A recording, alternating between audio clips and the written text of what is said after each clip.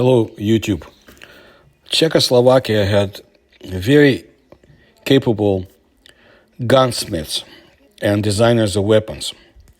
In 1948, Czechoslovakia began developing a new army pistol, chambered for 9x19. One of the key participants in the project was designer František Miška, who proposed upgrading the pre-war VZ-38 to a more powerful 9x19mm Luger cartridge.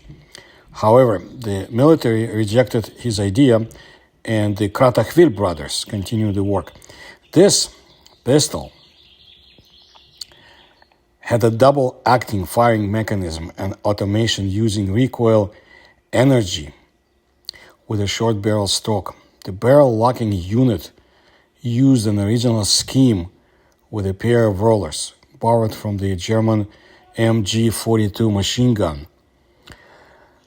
We're speaking about the VZ-52 gun.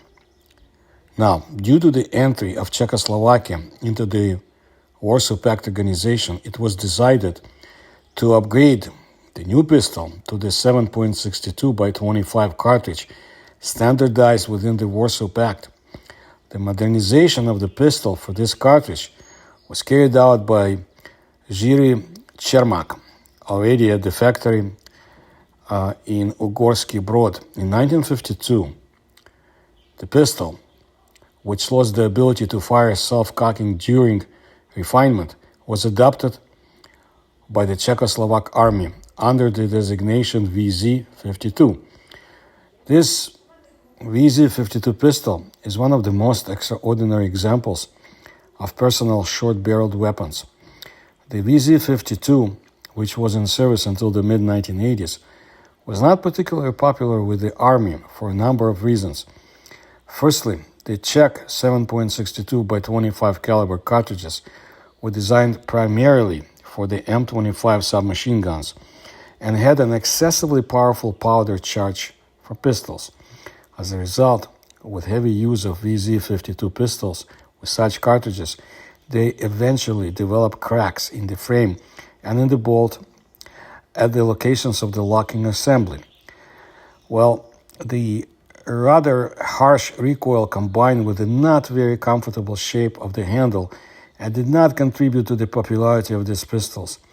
The use of the safety trigger mechanism inherited from the self-cocking prototype was highly discouraged, as an unintended shot could occur as a result of wear of the parts at the time of the safe trigger release. After decommissioning, a significant number of VZ-52 pistols were sold for export, while many pistols were equipped with an additional 9x19 caliber barrel. We'll get more about the destiny of the pistols. Interestingly, when using regular 7.62x25 cartridges designed for pistols rather than submachine guns, or 9x19 cartridges after replacing the barrel, VZ-52 pistols had quite acceptable survivability and good firing accuracy. The popular opinion is that the gun, this VZ-52, has a more robust design than the Soviet Tokarev TT pistols, but it has no real foundation. The VZ-52 pistol is built on the basis of automation using recoil energy with a short 7mm barrel stroke. Under the action of recoil, the barrel moves horizontally backwards in the frame without skewing. The barrel is locked by a pair of rollers located symmetrically under the breech of the barrel. In the locked position, the rollers enter the corresponding cutouts on the inner surface of the shutter. After rolling the barrel back, the rollers, following the curly grooves on the frame of the weapon, move to the longitudinal axis of the weapon, releasing the bolt and allowing it to move back after stopping the barrel. The trigger mechanism of the pistol is a trigger, single-acting. The three-position fuse is located on the left and the rear part of the frame. Its lower position is fire, the middle one is safety on, the upper is a safe trigger release, not fixed.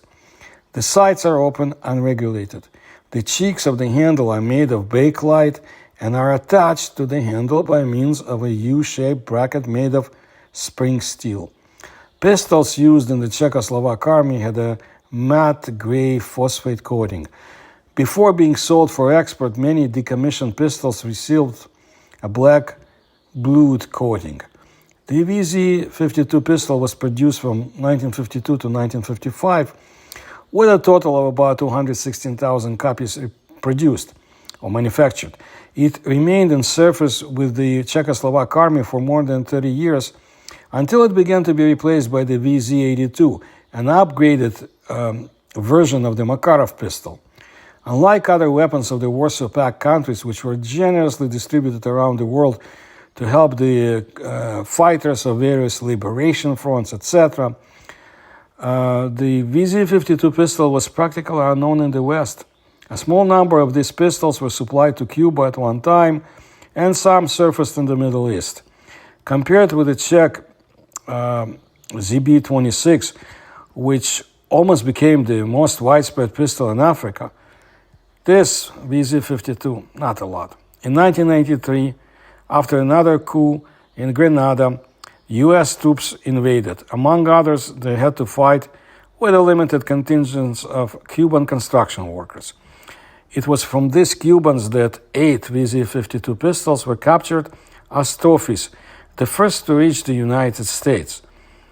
And this is Russian information, so this is what I have to use.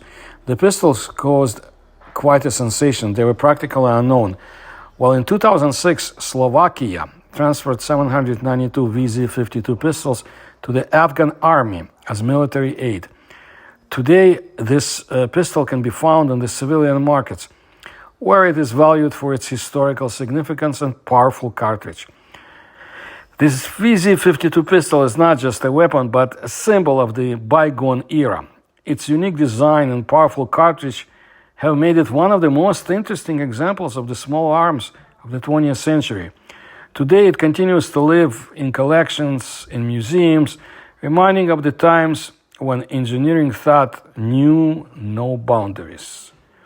That's what I wanted to let you know today. I'll bring you more stories about very interesting weapons of the former Soviet Union, modern Russia, Eastern Europe, and those that I find interesting from other parts of the world. So if you like my research and you can support it, please kindly do so through the links you'll find in the description to this video. Please subscribe to my channel. Please make sure you're notified when my videos come out. Thank you for your attention to my work.